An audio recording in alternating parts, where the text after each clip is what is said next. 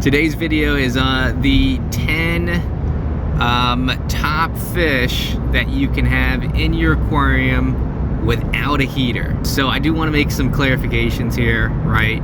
You can't put these fish in a pond in Alaska, right? So what I mean by putting in your aquarium with no heater means your house typically stays above 65 degrees Fahrenheit. So as long as you're meeting that threshold, you don't need a heater for these particular fish. So let's go ahead and dive in. Now, fish number 1 on the list is a very common fish, but I actually don't see too many people have this unless they're really into fish keeping, and then it's really normal. But outside of that, you don't see a lot. And these are white cloud minnows. Now these are really cool. They almost look like neon tetras, but they're chunkier and they're a lot dumber. And that's the best thing about them, is they're just goofy and they swim all over the place. They're super active and they will literally try to eat anything they can get their mouths on. I had a smaller fish with them, but not small enough that they could eat them at all. And he would try to eat them. And it's so unintimidating that the smaller fish wouldn't run away, but kind of just thought it was weird. But an extremely dumb fish, but that's the best thing about this fish. Now, they live normally in the mountains of Asia, and they typically have much cooler water than most tropical fish. So you can keep these guys in 60, 65, 70 degree Fahrenheit tank water that you have, whether it's in a pond or in your home, and they will do a-okay. Now, they do breed prolifically, so if you get some and you have enough vegetation, you can raise plenty of these guys. They're not hard to breed by any means. They are an egg scatterer, so they are gonna just lay eggs all over the place. But these guys are super cool. If you haven't tried them and you're looking for a fish that you don't need a heater with, this is one of your fish. Super friendly, not very aggressive. Obviously, it's gonna try to eat fish smaller than it, but that's true with all fish. Let's go to fish number 2. This one's more common, but it recently gained popularity in the last several years. Before that, you hardly heard anyone from the United States talking about it, but that is the Medaka rice fish. So these fish are super hardy. They can go as low as like 20 degrees Fahrenheit during the winter. They can last 90, 95, 99, maybe even the hundreds degree Fahrenheit in the summer. So they're extremely adaptable. These fish are absolutely beautiful. I would say, although they look great in an aquarium, they probably look best in a mini pond, because that's where all the color is from the top view. So the side view that you typically get from an aquarium, these fish do come in different colors, but most of their color is on their back, which you can see from the top view, and they look absolutely stunning in the top view, which is why they are most widely used in mini ponds. Now these fish, I just went over the temperature, wide range of temperature for these fish. They only get about 1.5 inches, maybe 2 inches max. The females do get a little plumper. They are egg layers, but they are prolific egg layers. If you have like a lot of vegetation in there, dwarf water lettuce, frog bit, moss, they will lay eggs all over that, and their babies will be able to survive. Now, they will predate on their babies, but typically, if you have enough vegetation, you're not going to see a ton of that, and so you will still have a number of them survive, even if you don't take the babies out. You just let it do its course. So Medaka rice fish is fish number 2 on fish that you can have without a heater. Fish number 3, this one's very common, probably the most common fish, aquarium fish there is, and that's the goldfish, right? So I think most people know that you need to make sure that you keep your goldfish in not so hot water like most other tropical fish, because goldfish are a cooler water fish, right? You can keep them in the 60s and the 70s and they're gonna do a-okay. You don't want to put them in a tank where it's 75, 78 degrees. They're just not gonna live as well. And so actually you probably don't want a heater with a goldfish at all, unless you just keep your house very cold, or they're out in a pond and you want to heat it so it doesn't get too low into the freezing temperatures. But goldfish are very hardy, very common. and they come in all different sizes. You can get some for like 99 cents for the comic goldfish, or you can spend potentially hundreds of dollars on some designer goldfish as well. They have some beautiful looking goldfish, but these are fish that you definitely don't need a heater with in traditional climate controlled housing. Let's go to fish number 4. Now this is a unique fish. It's a rare fish that a lot of people don't have. If you're really into fish keeping, then you've definitely heard of this one. But this is the trout goodia. So this fish only gets about 3.5 inches long. They're like a sausage shape, so they're like that shape. They're kind of chunky without being kind of the oval kind of shape that most fish take.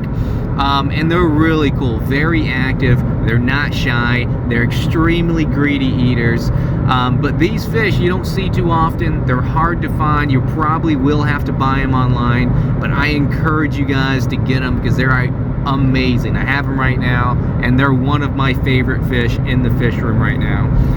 The trout goodia, they can go, you know, the mid 60s to maybe the mid 70s is probably where they want to be. They're normally, the recommended temperature is just below tropical temperatures, so probably the high 60s to low 70s is where they feel most comfortable. I don't keep a heater with these fish. Because they live, their natural environment is the mountainous regions of Mexico, where it does get much cooler, right? They're at much higher elevation where it's a lot cooler there, and so you're not going to need a heater, assuming your house is, you know, around 65 degrees or higher. These fish do not seem to predate on their young at all. They give live birth like platies or guppies. And while they don't predate on them, they definitely could, and they have the ability. So if you're not feeding them, yeah, they're going to munch on their babies. But if you are, they're probably going to leave them alone. And what I noticed, though, is the babies, these fish just grow really slowly. So if you get some that are like this big, it's going to take a while for them to get full grown. But if you get some full grown ones, you're going to enjoy it for a good bit. So fish number 5, let's jump to fish number 5 that you can keep without a heater. This is another goodia. I promise these aren't all goodias, only have 2 of them on here, but the second goodia I had to throw out because it's just so unique from the trout goodia, and that is the red tail goodia. These fish are very colorful. They're chunky. They get about this big. They're more of that oval type shape that you traditionally see with fish. They have some yellows. They have some blues. They have some reds. They're absolutely gorgeous. They are hard to find. They are rare. They are endangered. If you can get them, you need to breed them, and you need to sell them off or give them away to other hobbyists to make sure they stay in the hobby, because they are hard to get. And so if you do get them, you want to make sure you put in that effort to make sure these fish stay alive, right? But that's the red tail goodia, and they have the very similar temperature requirements as the trout goodia. You know, mid 60s to mid 70s would work well. You're not going to need a heater for these fish unless the temperature goes further below that. They are very greedy eaters also.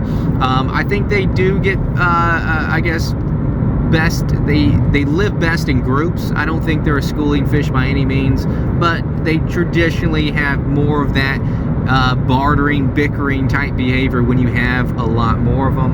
I see that all the time with the ones that I have. Really cool fish, very colorful, very active.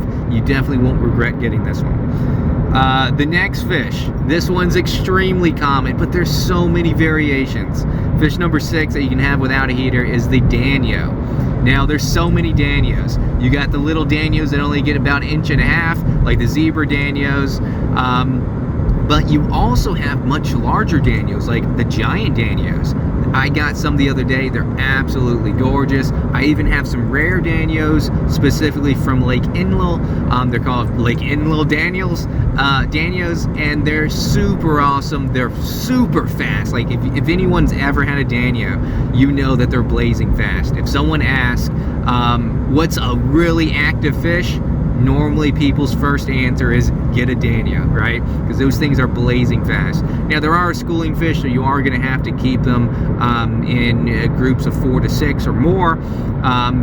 If you get a whole tank with just a bazillion Danios, you will not be disappointed. The amount of movement and activity you will always have in your tank would be incredible.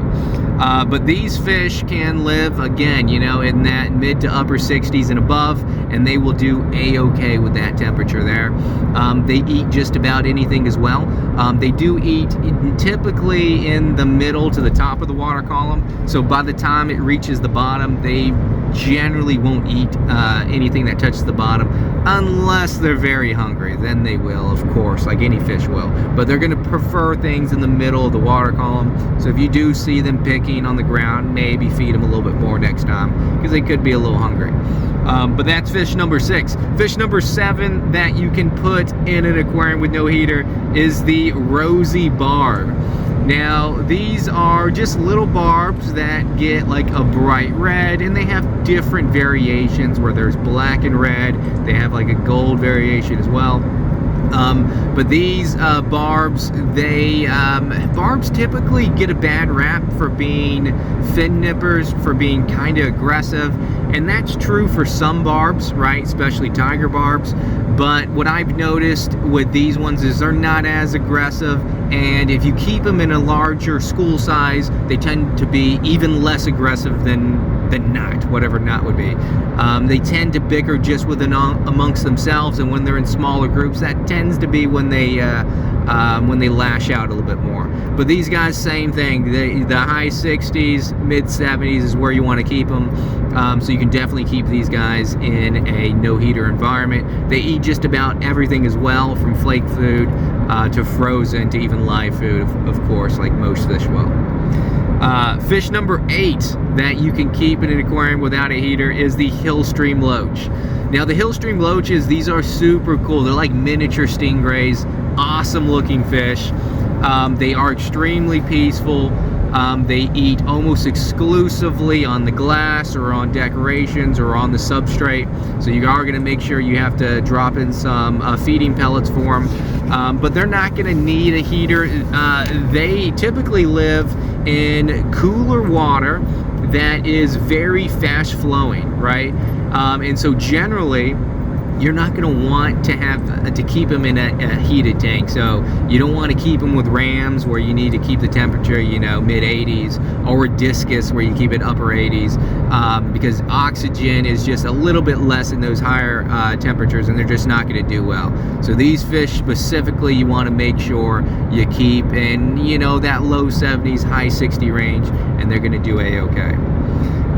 The next fish on the list isn't a fish, but it's still something you put in an aquarium, and these are cherry shrimp. So cherry shrimp, and even I guess neocaridina shrimp and caridina shrimp would do great in a no heater setup. Now cherry shrimp, they can go probably even lower than 65, maybe 60s. I wouldn't push it past that, but they can also live in like 80, 85. I wouldn't go any higher than 85.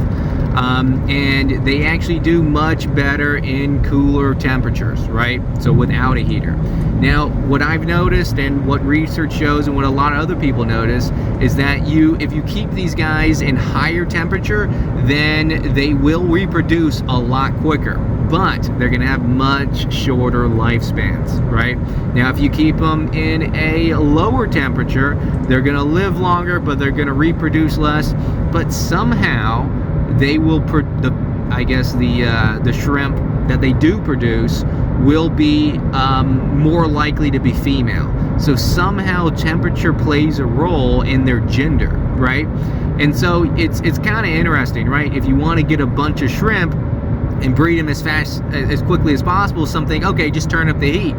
But you're more likely to get a lot more males, which means you have less offspring that are then going to reproduce.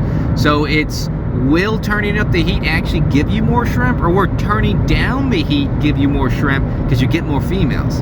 That's a test we'll have to do for another time. All right, guys, and fish number 10 that you can keep in a tank without a heater This fish is really awesome, very active, they're super cool, and they're the Panda garras. These fish are great at eating algae and biofilm, and they're really rambunctious. They're not aggressive, but they're gonna go all over the place. They get a decent size, about this big, you know, about 3.5 inches or so. They're fairly chunky, kind of sausage shaped, super cool. They have yellow and black pattern on them. Just a really cool fish that's very active, that's not shy, and that's going to help clean up the tank. Now, some reports show that these fish can go as low as the mid to high 50s Fahrenheit, but ideal range is that over 65 to 75 degree. These fish are used to cooler water, not cold, with some kind of more heavier flow with lots of oxygen in there. So you definitely don't want to keep these in a tank that's too hot, but since we are talking about aquariums without a heater, this fish would do just fine as long as it's within those temperature realms. Well guys, that's going to wrap up today's video. Hope you enjoyed this one. If you have any other fish to add to this list, go ahead and drop a comment below. If you got any other questions about a specific fish I mentioned, I would love to give some information about it. I kept all of these fish on here. And I've had some time with them, so I am familiar with how they work, and I can give you my personal experience if you wish. Well guys, I'll see you next time.